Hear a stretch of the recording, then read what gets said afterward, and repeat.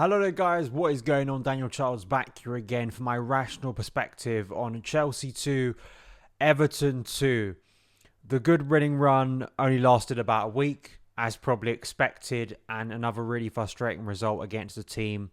Chelsea just simply should be getting maximum points again, and it leaves us going into this international break on a sour note, unfortunately, in a game that it looked like Chelsea were going to get away with 3 points. It wasn't an awful performance, and I think the reality of it is it does come down most irritatingly to some individual mistakes, and that isn't always the neatest way of assessing a game, because I think that a lot of people, particularly if you're very critical of the current head coach, I think want to sort of look in a broader perspective, which I think you absolutely can do, like I will, in terms of some of the substitutions that were made.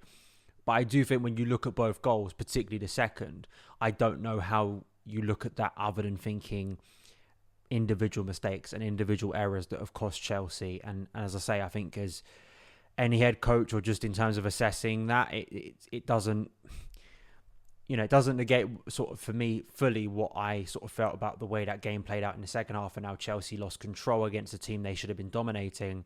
But still, you have to take that into account when we're sort of looking at a broader assessment of things. But the result is still negative. There's no two ways about it.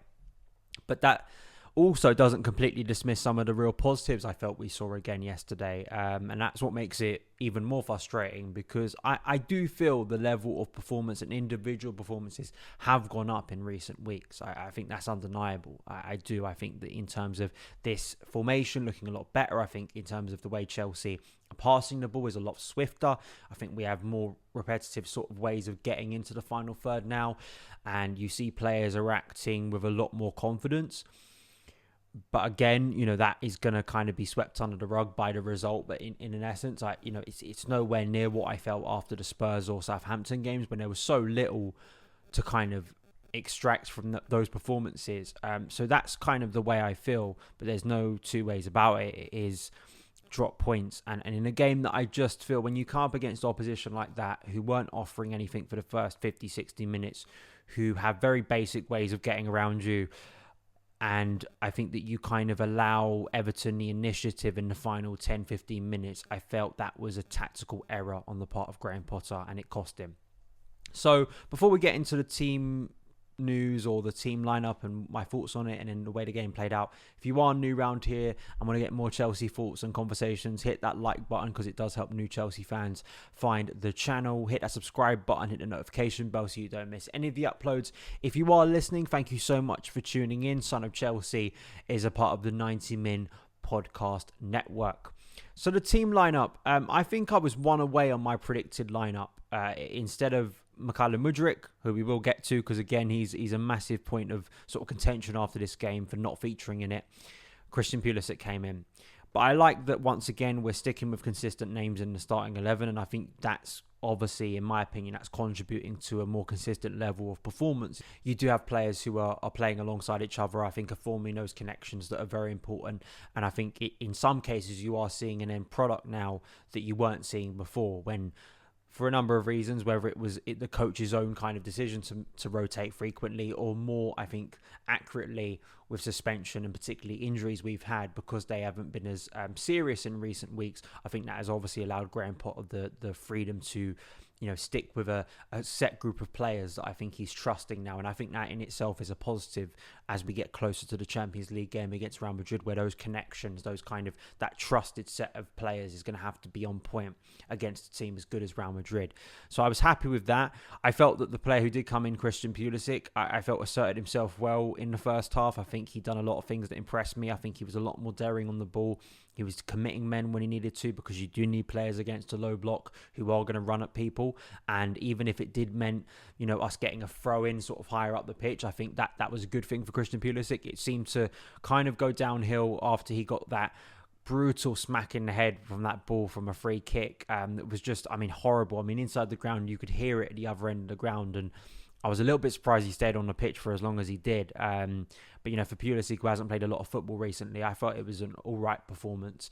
And I felt that for the first 50 minutes, I think Chelsea played really well. I do. I think that we, against the team, as I said before the game, going to play narrow, going to congest, going to play with one basically forward up front, and it's going to be very basic in terms of the way they're going to try and get forward. Demarai Gray was asked to do so much stuff on his own. Andre Onana, Idris Gueye, Abdoulaye Doucouré, very defensive-minded midfielders meant that in an attacking sense, Everton were not that proactive in the first half, which allowed Chelsea to really go at them. And I felt that Enzo Fernandez, I'm just going to speak about Enzo because Enzo is my star of yesterday. I mean, he really is. He's just such a delight to watch play football. Some of the passes he played, just ridiculous. It really was. And it's just so enjoyable and lovely to see that a player that Chelsea invested so much money on is already proving his worth.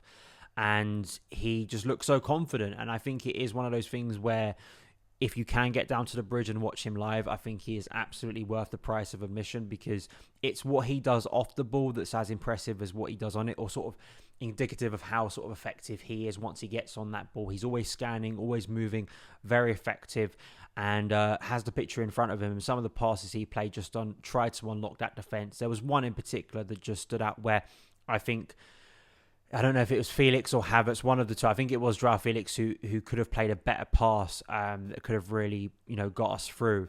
If that was the case, I think that could have been an amazing goal. It really could have. And there was just a nice intricacy, but it was always Enzo Fernandez involved. And that speaks to his growing influence in this team. And, particularly with N'Golo Kante now back fit, very exciting to see those two play alongside each other. And, to have him start to tick things and kind of orchestrate things, that's very important, I think, for what he is going to contribute and mean to this team, this Chelsea team in the future.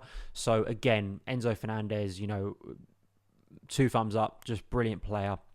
And it was no surprise that when Chelsea opened the scoring, he was involved because he was consistently involved in the game, and those key actions and those kind of key moments in the game, it's no surprise that Enzo is a part of that and just offering things that we just have not had in this midfield for so long. And that you've got to cling on to that as a positive, because he is a player that looks like Chelsea they jumped the queue or kind of went there quickly to get him done, and that looks like a very shrewd decision. It really does in a vital part of the game. We created some good opportunities in the first half. I felt Joao Felix, could have been a lot more decisive in his finishing, got into some good positions, and it looked again like he was going to have another night of frustration. But I felt again on that left wing, particularly Ben Chilwell, just causing them all sorts of problems. Really was, the overlaps, the rotations. I felt that the movement of Joao Felix, of Kai Havertz, of even Christian Pulisic were opening things up. And sure, you can be critical and harsh that we didn't create too many clear-cut opportunities and didn't test Pickford as much as you would have wanted to. But it's also unfair to kind of sit there after 45 minutes and go, we've done absolutely nothing and there's no sign we're going to score a goal. And it did feel like if that game continued in the same fashion, Chelsea would open the scoring. And that's exactly what happened after the break. Really, really smart finish from Felix at almost the edge of the box. Brilliant that he finally hits the post, but it goes in, which is a bit of luck for him, but he absolutely deserved it. There's some absolutely lovely flicks and tricks in the first half. It was just dazzling at times, and at times it does feel like the showboat, and is it actually contributing to something effective? But when it does contribute to something effective, it is a game changer, and is why many people, I'm sure, want to see us sign him permanently and what he could contribute to this side for the long term. That is a conversation for another day, and probably a big conversation to have in the summer for the Chelsea hierarchy.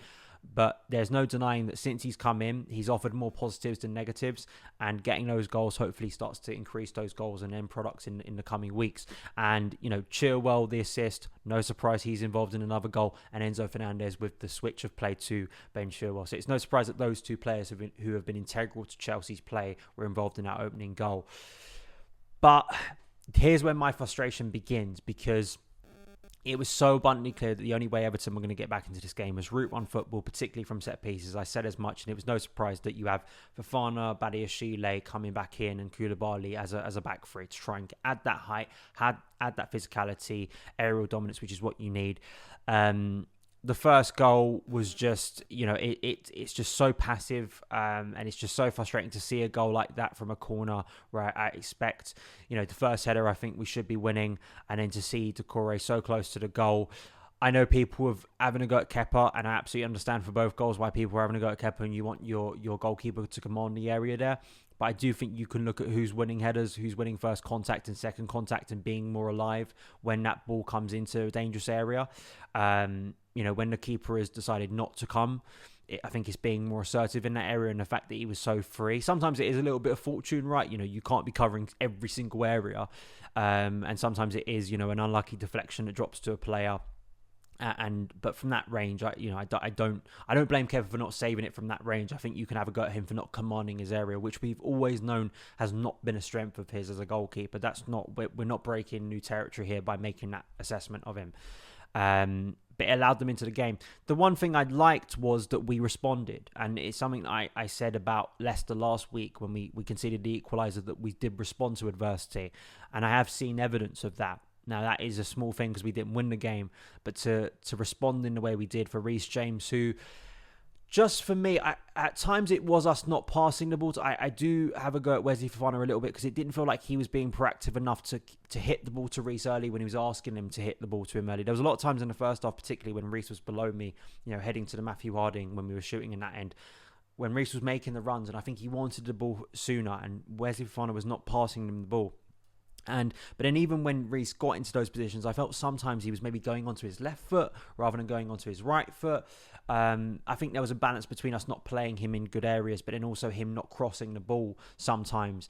Because sometimes I even think if that ball's not going to hit a Chelsea shirt, if it's good enough, as we saw against Borussia Dortmund, if that ball is whipped in with such pace and the defender has to get ahead, to head it away from the goal, sometimes if you've got bodies at the edge of the box, which we usually do, that's where you can get your goals from. So I was a little bit frustrated that Reece wasn't more proactive on the day of regularly trying to hit those crosses into the box with more venom, because that was a bit, maybe it was a tactic, but it was frustrating to me that we didn't do that. Even if you don't get the first contact, I think maybe you could get second contact. So that was a frustration to me.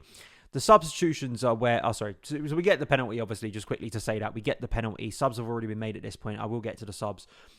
Obviously it was a penalty. It was nice to see Reece get inside the box, very dangerous, and Kai Havertz 3-3 now for him, being proactive and productive in March once again. He loves this month and he loves the second half of the season. It seems to be a thing in his career. He seems to just improve at the business end, which hopefully will mean some decisive moments in the Champions League. That's what we're hoping for against Real Madrid. So it's good that Kai is on the score sheet. I didn't think it was the most amazing penalty. I think if you're an Everton fan, you're maybe looking at Pickford there going, because Kai does that kind of very slow run up, and it was kind of a little bit surprising to me that Pickford kind of got done on it, but luckily he did. And for Kai, I was criticising his productivity a few weeks ago. He's now scored 3-3. You cannot moan at that. And I actually thought his overall game was positive as well. I think you're seeing things in his overall game a lot more positive, a lot more impactful. I still think at moments he had a header at the start of the second half that I think he could have been more clinical with, where I think if he hits it anywhere else, it's one of those classic ones, if he hits it anywhere else, I think we score. Still needs to be decisive in those moments, but he's scoring. You cannot moan at that. So it's good for Kai Havertz that he's back on the score sheet. But here's where I have the problem, and I think it's where the subs come into play. Conor Gallagher comes on, Ruben Loftus-Cheek comes on, Fofana goes off for, I'm trying to think, was it Trevor Chalobah at this point? So Fofana does come off, and I know that this is the one I want to say that I'm not blaming Graham Potter for, because if he had fatigue, which is the reasoning given, but if there was a hamstring issue, I have no problem with trying to save a player, because if he keeps that player on and Fofana gets injured, it's one of those things, right? It's like if he keeps him on and he gets injured, people start blaming Graham Potter for not saving the players in fitness in that situation. In my opinion, I don't ever have a problem with looking at a player and going, we're gonna sort of go for his fitness here because of the injury problems we've had, and also looking at beyond the international break when you need him for that Champions League game, because we don't know when Silva's going to be back fit. So I have no problem with that. Yeah, sure, there is a cost to it because, Wesley Fofana was our best defender yesterday, and he has been for some time now, a few weeks. He's been in brilliant form. So saving him, I know it's of great frustration. My frustration with the subs is I just think they weren't as proactive as Sean Dyche's, which is, a bit of an insult given, the way Everton's set up is that, he brings on a striker, he brings on a left wing back, I think it was, as, particularly Sims, who comes on and scores the goal that gets them a point. And particularly, this is where Mykhailo Mudryk comes into the fray. Again, I said as much against Leeds, is that when you're defending a lead, I think this is when you use a player like Mykhailo Mudryk on the break with speed. it felt to me like Chelsea played into Everton's hands. It became a very messy game in the last 10 minutes. Chelsea had no control of it. There was no balance within our play. It felt like Everton players were kind of allowed the initiative to almost get some dangerous space. I mean, it's again in a position where we saw against Leeds where a better team could create more there. They could. There was space in between our back three and midfield that they were picking up. That they eventually contributed to their goal. And yeah, sure, we're going to talk about individual mistakes, but I just think Graham Potter, there is a balancing act, right? Because he's made similar subs in recent games and Chelsea have won the game, and no one talks about the subs after. No, in some cases we praise them, like Conor Gallagher. So I don't want to be a hypocrite and start turning around and going, all of the subs are completely awful. But I do think you are fair to say, why can't there be a more proactive attacking sub in that situation rather than all of the subs kind of leaning more in, we're holding on to a lead here? Does it speak to a lack of trust in his players? Does it speak to a guy who, is just very much focusing on the result at the moment? But I think it's counterproductive because I think it very naturally makes us sit deeper. It allows an opposition who didn't have the confidence in the first half to get forward to be proactive. And you have a young striker in Sims who wants to take the opportunity. It does come down to an individual mistake, well, two individual mistakes in the sense of Kalidou Koulibaly, an experienced defender, getting done like that. I just think it's awful when you're defending a lead at home and someone's got a one-on-one with your keeper. I know it wasn't like a counter-attack, but the way how easily a defender of Koulibaly's quality got done there is really bad, and it's a setback for him because he's actually been good in recent weeks, but really bad.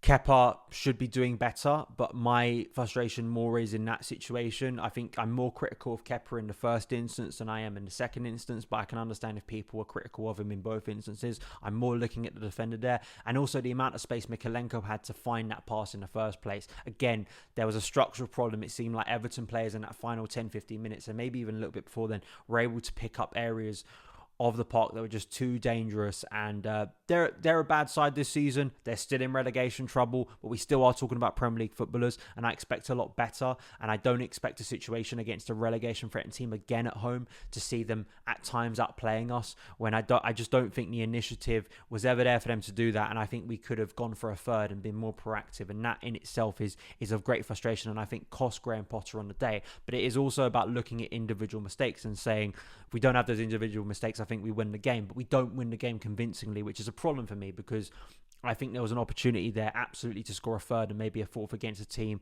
who could have been run ragged and were being run ragged at times in that game. So we come away with a point, and it dampens the mood quite a bit, particularly at home again. Failure to beat a team we should be beating, and we go into the international break feeling frustrated. I know that there's a lot of sort of, again, he's on a short, I guess, leash at the moment is probably the phrase I'd use in terms of Graham Potter. He doesn't have a lot of patience, and that's understandable given the bad results in recent months.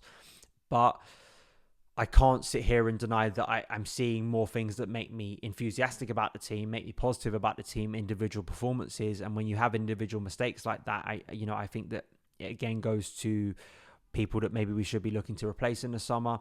And then also just structurally, and in terms of bringing on players like Mykhailo Mudryk, who invested a lot of money into, why can't you bring him on at that position? I just don't understand it. Even if this is a guy who is still adapted to the Premier League, is short of match fitness, I don't see what 15 minutes is going to do to derail that progress, in my opinion. And it maybe would have given him the chance to score a goal and score a key goal in a game. So it's a game Chelsea should have won. Don't take, it's a bad result. It is. And we know the league has been done, but it's just so irritating when people have been talking about this, in the sense that if Chelsea would have won against Southampton and would have won against Everton yesterday, and maybe some other silly results we've had this season, we could have been much closer to top four. But it shows how bad we've been this year. And, I think for Graham Potter, he needs to get those results going in the final period of the season, because this is where I think, this is the key point of the season where we're going to find out what the mood is going to be like going into the summer, because we know the league's done, top four is gone now, but we still got the Champions League. We've still seen some good showings in recent weeks, but it's about getting that on a more consistent basis and trying to eliminate those individual mistakes that have been too prevalent this season at timely moments that have cost Chelsea. Those are my thoughts. Let me know yours in the comments below, and I will see you again very soon. All the best.